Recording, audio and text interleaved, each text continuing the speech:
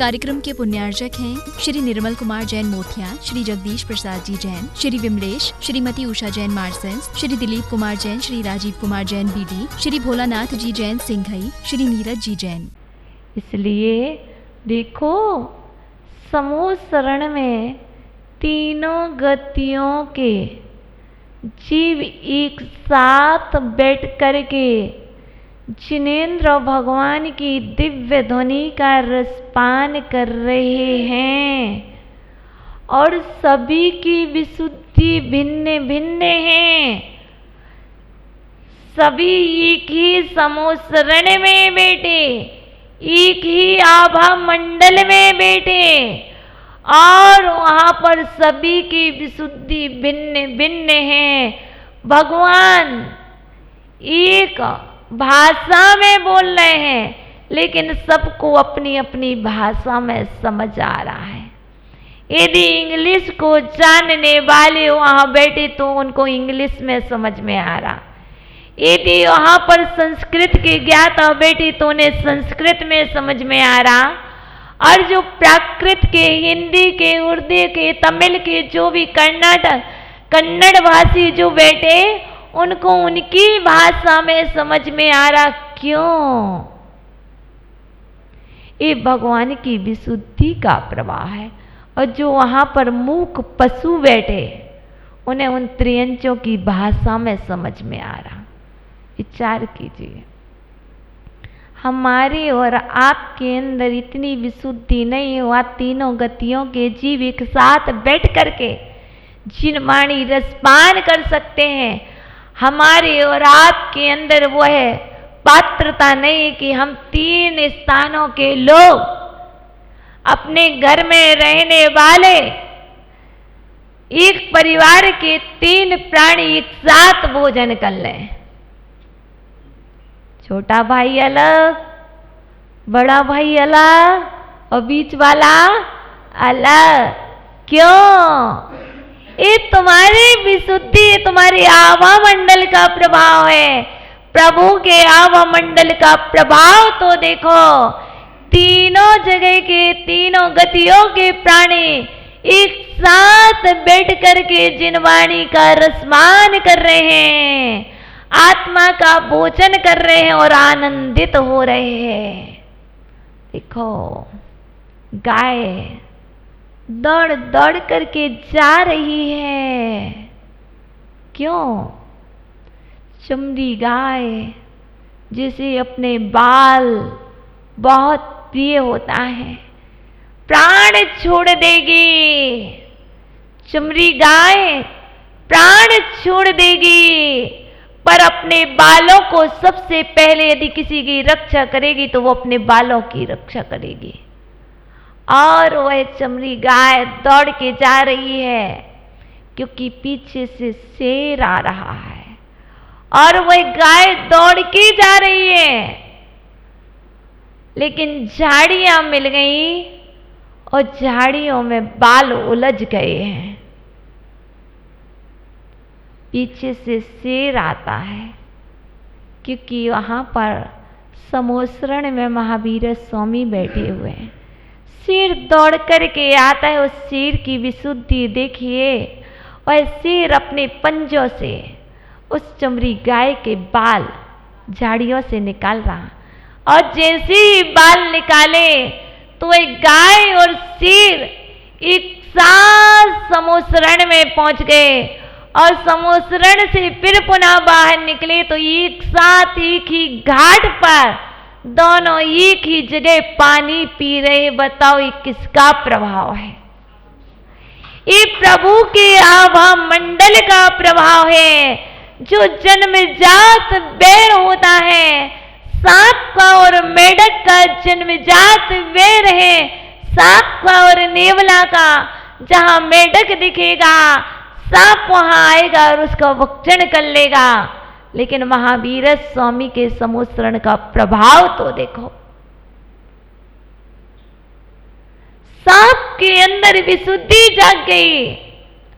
मेढक को धूप लग रही होगी, मेढक को धूप लग रही होगी, सांप ने फण ऊपर कर लिया। क्या है? छाया कर ले। क्यों? एक किसका प्रभाव है?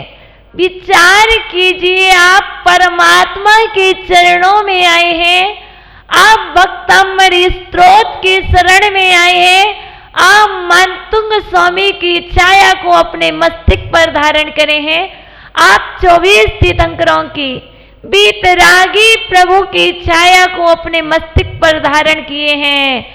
आपके अंदर क्यों नहीं इतनी विशुद्धि आ सकती है कि आपके एक ही परिवार के 5 सदस्य एक साथ क्यों नहीं बैठ सकते हैं?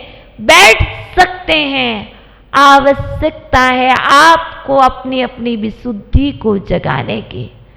आप विशुद्धि बढ़ाओ, आपके घर में निवास करने वाला दुर्भिक्ष दूर होगा। आप विशुद्धि जगाओ, आपके घर में आने वाली पश्चात सभ्यता दूर हो जाएगी। मात्र आपको चाहिए विशुद्धि। तो ये तो ठीक है, ये बाहर का रोग है। सफाई अभियान चालू करो। हम भी कह रहे हैं तुम एक सफाई अभियान, आप दुर्भिक्ष को दूर करने वाला, हम बाहर का दुर्भिक्ष ना हटा पाए कोई बात नहीं।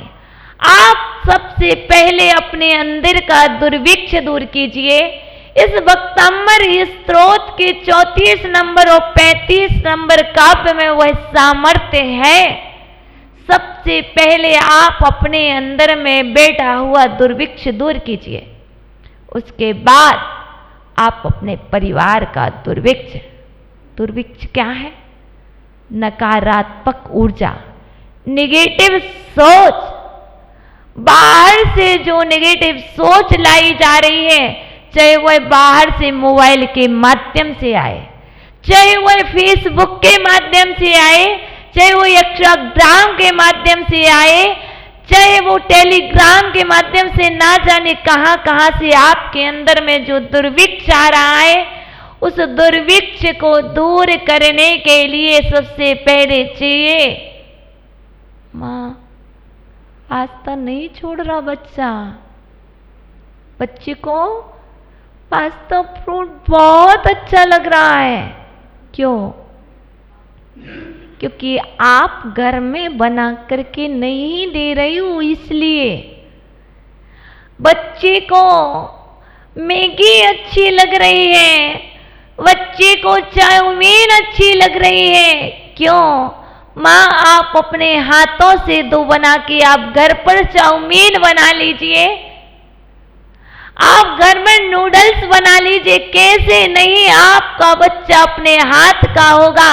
यदि आप बाहर का भोजन कराएंगे, उसके बाद कहेंगे माता जी हमारा बच्चा सुनता नहीं है। ओहो, हम एक ही बात कहेंगे, क्योंकि आपने अपने बच्चों को बाहर का भोजन कराना प्रारंभ कर दिया है, इसलिए अब आपका बच्चा आपका अपना, इसलिए वह आपकी नहीं सुनता है, वह किसी दूसरे की सुनता है, किसी दूसरे की मानता है। यदि आप चाहते हैं तो आपके औरों में, आपके हाथ में, आपके भावों में वह सामर्थ्य है कि आप अपने बालक को, अपनी बालिकाओं को आप अपना बना सकते हैं। क्योंकि यदि उस वेश्या में वह सामर्थ्य है कि वह चारु दत्त को भी अपना बना सकती है, तो ये माताओं आपके भक्तामृत स्त्रोत में और आपके अंदर में वह सामर्थ्य है कि आप अपने बच्चों को, अपने परिवार को अपना बना सकते हो। कैसे? मात्र एक ही जादू है। मात्र किसी को अपना बनाना हो तो एक ही जादू है, एक ही टोटका, एक ही मंत्र, एक ही तंत्र, दूसरा हो ही नहीं सकता। वह भोजन। यदि किसी व्यक्ति को अपना बनाना है तो उसको जीने के लिए आपको अपने घर बुलाना होगा और आनंद से अच्छा भोजन कराओगे, क्योंकि भोजन कराते समय सिर्फ भोजन ही नहीं कराया जाता है, भोजन के समय आपके जो भाव होते हैं वो भाव भी परोसे जाते हैं। इसलिए आप चाहते हो भोजन पकाओ और क्या करो, भोजन पकाओ और यहाँ वहाँ की बातें करो ना, भोजन पकाओ और उस भोजन में भक्तमृत स्रोत के परमाणु घोल दो, पानी पिलाओ और उस पानी में आप भक्तमृत स्रोत के परमाणु घोल दो। रोटी बना रही है माँ, आटा गूंथ रही है, रोटी तवे पर सेक रही है, उस तवे का और देखिए, जब उस पुद्गल का प्रभाव उसका और उसका अवमंडल इतना तीव्र हो सकता है, तो बताइए इस चेतन का और वो कितना तीव्र नहीं हो सकता। देखिए कोविड का प्रभाव कितना तीव्र था। आप चेतन हो, आपका और इतना तीव्र, इतना शक्तिशाली है, इतना प्रभावशाली है। आप आजमा के तो देखिए। और भोजन बनाते समय किचन में सीरियल नहीं, टीवी चलेगी, जिन चैनलों के माध्यम से जिन वाणी का रसपान हो रहा है वही चलाना। यदि याद है तो भोजन बनाते बनाते पूरा वक्त हमारी स्रोत हो जाए। वो पहले की दादी माँ, विचार कीजिए, गट्टी से आटा पीस रही है, मेरी भावना पढ़ रही है, आलोचना पाठ पढ़ रही है, भक्त हमारी स्रोत पढ़ रही है, 12 भावना पढ़ रही है। और आज की माताएं भोजन बनाते समय ना जाने क्या क्या पढ़ रही हैं। जो वो पढ़ रही हैं वही तो वो परोस रही हैं। फिर आकर के कहते हैं कि बेटा नहीं सुनता, फिर आकर के रोते हैं कि मेरी बात कोई मानता नहीं। पहले तो विचार करो माँ, पहले विचार करो कि आपने भोजन में परोसा क्या था। यदि मिर्ची परोसी थी तो मिर्ची तो मिलेगी, मीठा मीठा परोसोगे तो क्या मिलेगा, मीठा ही मिलेगा। जैसे भाव परोसोगे वैसे ही तो मिलेगा। इसीलिए तो साधु संत कहते हैं जो मुझे आहार करा तो वो मेरी माँ होता है। देखिए मुनिराज आहार करने गए हैं, आहार करने गए हैं। एक मुनिराज आहार करने गए हैं। आहार का प्रभाव देखिए, मुनिराज के अंदर चोरी के भाव आ गए। क्यों? क्योंकि जिसके यहाँ आहार करने गए थे उसके यहाँ जो आहार में द्रव्य दिया गया था वो चोरी के द्वारा चुराया गया द्रव्य का आहार दिया गया था। मुनिराज के अंदर में भाव आ गए, हार निकाल करके कमंडल में रख करके ले आए। दूसरे दिन, सत्य कहानी है, सुनी है ना? हाँ, दूसरे दिन जैसे ही वो आहार के परमाणु नष्ट हुए, दूसरे दिन विचार आया, मैं मुनिराज, कैसे ये पाप हो गया। दूसरे दिन पुनः आहार को गए, लेकिन हार तो रखाए, आहार नहीं किया। एक दिन के आहार में मेरे परिणाम चोरी के, मैंने चोरी कर ली। ओहो, दूसरे दिन वापस जाकर के हार रख करके आ गए, आहार नहीं किए। इसलिए तुम्हें अपने परिवार का संरक्षण करना है, अपने समाज का संरक्षण करना है, आपके गर्भ में पल रहा शिशु का संरक्षण करना है। तो आचार्य भगवान मानतुंग स्वामी कहते हैं आपको इन 2 युगल काव्यों का पाठ करना होगा, 34, 35। यदि आप इन काव्यों का पाठ नहीं करेंगे तो आप संरक्षण भी नहीं कर पाएंगे। हम निकले हैं देश का संरक्षण करने के लिए, हम निकले हैं समाज का संरक्षण करने के लिए, लेकिन अपने भावों का ही संरक्षण नहीं कर पा रहे तो क्या दूसरों का संरक्षण करेंगे। इसलिए आप रक्षक हो, आप भक्षक नहीं हो। रक्षा करनी है तो आज से आपके लिए, कल कहा था रात्रि में 2 काव्य का पाठ हो, आज कहते हैं आज से ही आपके घर में जब भी भोजन बने, जब भी आप भोजनशाला में जाएं, आज से आप उसका नाम किचन ना रखें। जहां तक ये हमारे घरों में ये शब्द आएंगे वहां पर किचकिच तो होनी ही है। भोजनशाला,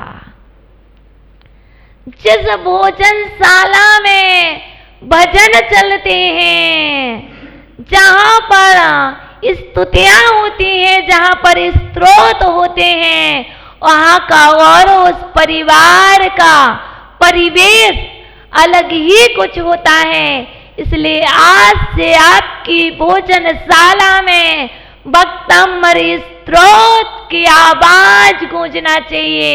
जो भी उस भोजन को करे उसके भाव ऐसे परिवर्तित हो जाएं कि वह कुछ भी विचार लेकर के आया हो और भाव बिल्कुल शांत। देखो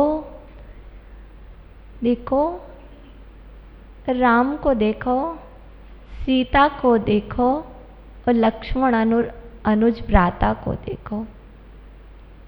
सीता माँ कह रही है तुम्हारा भाई ऐसा ही है, जब देखो तब कुछ ना कुछ बोलता ही रहता है। सीता मैया श्री राम से कह रही है तुम्हारा भाई ऐसा ही है, इसको समझाओ ना।